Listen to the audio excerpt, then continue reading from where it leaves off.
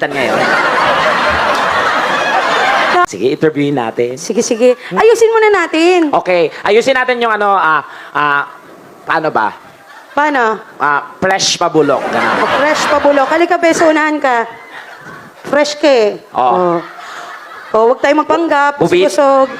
Bubita, beware ka, hindi pa tayo nasasahuran, ha? Oh my, yung presidente ba yan? Oo. So, unahan po kayo. Oo, naggago ka, Piolo Pascual to. Yung jowa ko nga last time, 2 years na kami. Oh. Kasi yung motor na Tagal. Kasi yung motor na kinuha ko, 2 years to pay. Tapos ngayon, kayo pa rin. 10 years. 10 years. Oh, SSS kinuha ko eh. Sige, wala kang lansang.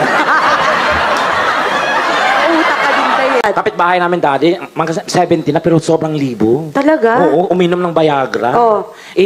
Mainipin.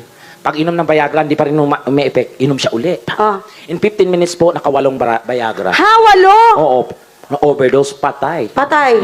Kawawa. Hindi mailibing yung bangkay dati. Bakit? Kasi kung saan namatay, doon umipek. May korte siguro yung kabaong nunday.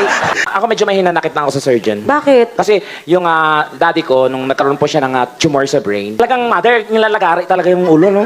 Totoo? Oo, kasi para makakuha daw talaga yung ano. Ganun ba yung mother? Yung nag-opera sa daddy ko, intern pa lang. Oh. Nanginginig. Ano nangyari? Nanginginig siya, oh. Oh.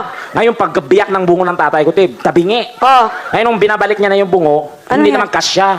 Bakit? So, kinabahan yung doktor. Ah. Tinawag kami lahat ng mga pamilya. Sir, pasensya na kayo kasi bago pa lang po ako.